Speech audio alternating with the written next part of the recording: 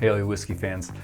I guess I had too much whiskey when I was in Dublin, Ireland because I ended up in a church. But thankfully, this church had a distillery inside of it with a big old still set at the altar. Sure sounds interesting, right? So grab a glass, preferably Irish, although I have bourbon, we'll talk about this, and let's dive into it.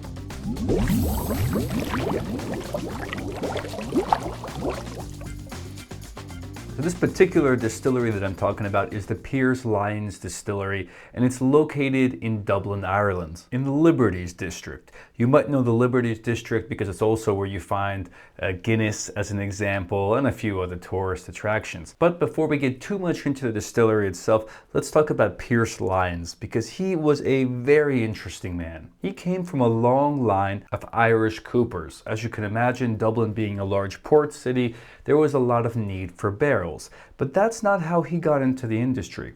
Actually, Pearse Lyons had a passion for chemistry. And after acquiring his bachelor's degree, he actually went on to study and get his master's, and you guessed it, with brewing and distilling as his master's topics. Now, fun fact, he was the first Irishman to actually do so.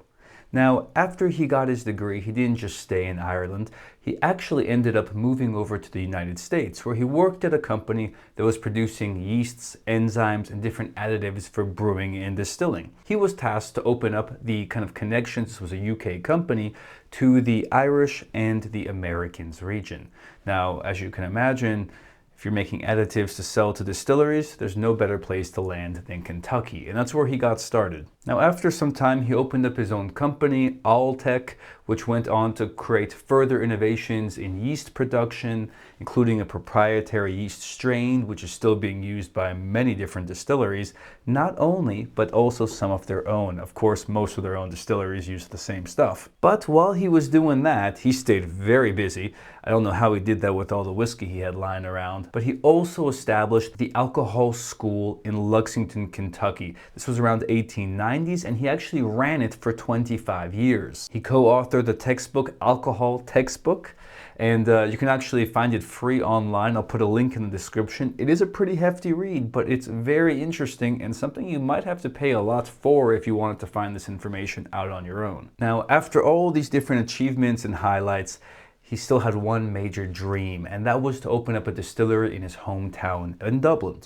So after doing extensive searches and looking for different properties and places that might kind of fulfill his vision and dream of a distillery, he stumbled into church. Not just any church, the St. James Church in Liberty's territory of Dublin. At the time, it was a rundown church. It had gone through many different owners. There's like a lighting company inside of it. And at the whole time, there was, and I think also like a grocery store. A lot had happened to this poor place. But still, there were over 1,000 people buried around it. So it's quite interesting. Now, as you can imagine, this is a kind of like a landmark place. So you can't change much about the outside. And of course, the people which are laid to rest have to stay at rest. But once you go inside, wow, it's something to behold. As I mentioned earlier, they say this is the only distillery that's in a church, and after doing some quick Googling, I couldn't find any others, so I think they're right. And when you are actually inside, of course, what you're gonna see is their two big Vendome stills, which they specifically had crafted for this distillery. Now, as you can imagine, to get these stills through some small little church doors was quite a hassle. They actually had to take out part of the roof and bring them in and put the roof back together.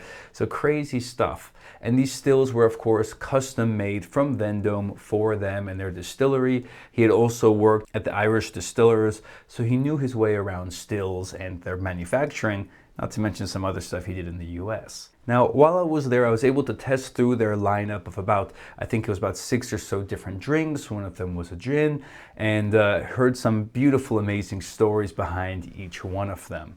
It's really worth a drink. I heavily recommend it. And then lies the question, why am I drinking bourbon and talking about Irish whiskey? Again, Pearse Lyons, amazing guy. He also opened up a distillery and a brewery. I think the brewery is like the largest in Kentucky, so it's quite amazing. Now, it's of course the Lexington Brewery and Distillery, and this is one of the whiskeys that he actually produces. So this is the Rye Town branch. Now, a couple things are interesting here. A, this is a whiskey that I've always seen in the US and never bothered to try. So when I saw it at their shelves in Ireland, I was super interested to know why.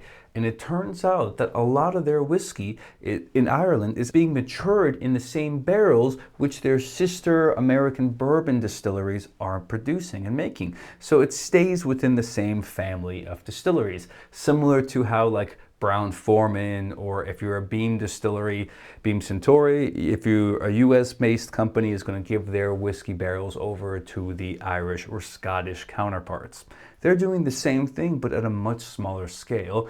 And as you can see here, this is a rye whiskey. You don't see too many rye barreled Scottish or Irish whiskey. So it's really interesting. Now, you would have thought, okay, you got a big distillery and brewery in the US, you have another one in Dublin, you've written different books, you started universities, you've done so much.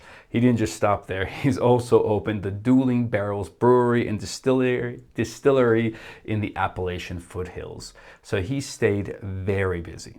Now, what's also kind of interesting is as you go into the distillery, one thing that you will notice is not on site is the barrels themselves. And there's a very interesting history on why most of the Irish distilleries do not, and I say most, from what I saw, there's only one that still does it, actually put their barrels or age their barrels in Dublin. They have to drive them out of the city. This is for fire reasons, because of things which happened way back in the day.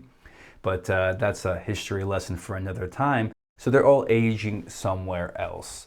That means that what you have on site are mainly different experimental kind of maybe distillates that they might have that you can possibly try, but then also on the other side of it, they got quite a few whiskeys for you to experiment with.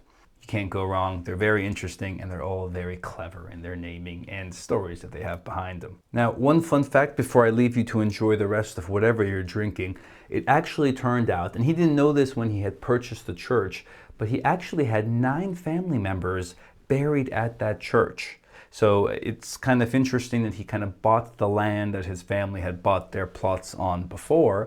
And I can only imagine that his old Cooper family members never thought that it would be owned by him one day and a distillery on top of it. But very cool place, a very cool guy, definitely a place to check out, and definitely inspired me to check out his 2 different distilleries in Kentucky and breweries. With that, cheers to you all. Your next glass of whiskey, maybe it's Irish. Bye now.